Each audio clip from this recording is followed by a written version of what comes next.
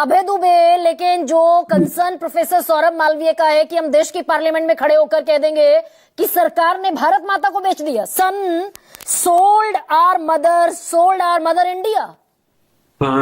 गरिमा जी, आपने भारतीय जनता पार्टी के प्रवक्ता से पूछा था कि दिल पर हाथ रखकर बताइए, ये सच है कि नहीं।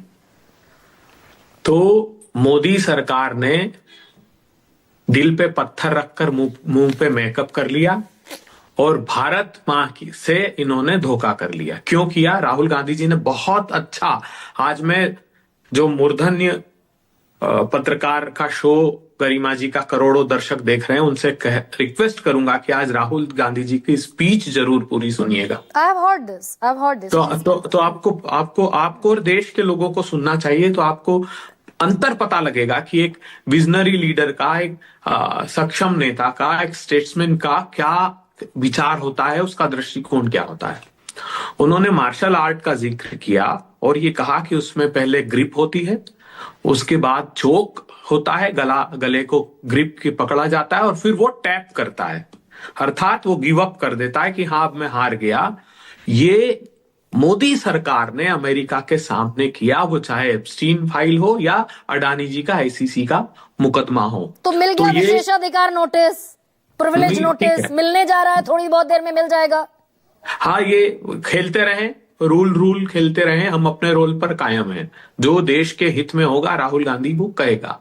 उन्होंने 3 तरीके बताए और 3 महत्वपूर्ण बातें की कि आज जो ये जियोपॉलिटिकल टर्बुलेंस है का टाइम है, उसमें 3 चीजें किसी भी विश्व के देश के लिए महत्वपूर्ण है। एक है डेटा, एक उसकी फूड सिक्योरिटी और एक एनर्जी। इन तीनों से भारतीय जनता पार्टी की सरकार ने भारत के हितों के खिलाफ समझौता किया और अमेरिका के आगे घुटने टेक दिए। राहुल जी ने कहा 140 करोड़ लोग हैं जो डेटा हमारा है। इन्होंने क्या किया? इन्होंने सबसे जो डेटा लोकलाइजेशन का, किसी भी विश्व के किसी भी देश का ये हक होता है, वो प्रोटेक्टिव नेचर का होता है कि डेटा लोकलाइजेशन, अर्थात उसका डेटा फ्रीली बाहर कोई बड़ी कंपनियां एक्सेसिबिलिटी उसकी नहीं हो, उसको उससे समझौता कर दिया। इन्होंने, जो राहुल जी ने कहा कि 20 साल के लिए टैक्स हेवन आपने उन कंपनियों को जो डेटा सेंटर्स खोल रही है उनके लिए बना दिया, और सबसे खतरनाक काम किया कि जो सोर्स कोड की रिस्ट्रिक्शंस थी उसको हटा दिया। ये इतना घातक काम किया है इन लोगों ने जिसकी कल्पना नहीं कर सकते।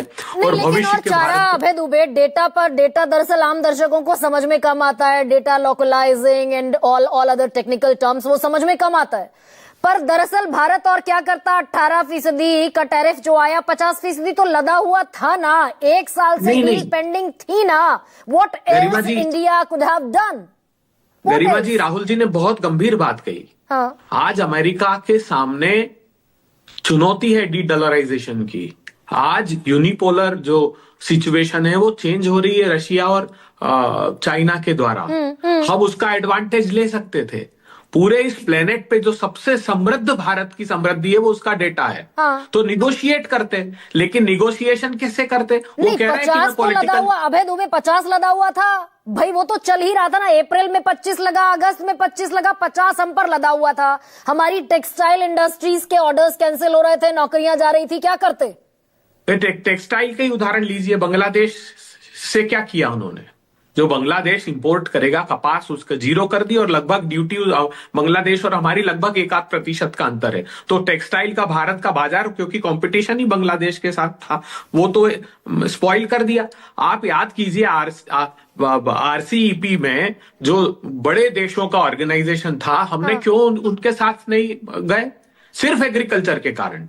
हमने कहा कॉम्प्रोमाइज नहीं करेंगे। हजारों एकड़ के फॉर्म्स, लाखों करोड़ की सब्सिडी, और हमारे यहाँ 86% स्मॉल एंड मार्जिनल फार्मर्स हैं। नहीं, एक छोटा सा, ये तो मोटी बुद्धि का सवाल मैं अपने लिए भी पूछ रही हूँ अभय दुबे।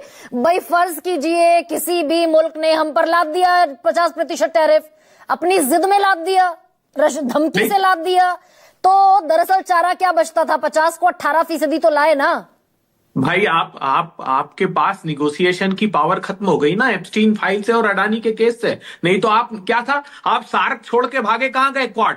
अमेरिका ने कहा कि साहब क्वाड ज्वाइन करो, क्योंकि $3.5 ट्रिलियन का इंडियन ओशन से व्यापार करता है चाइना।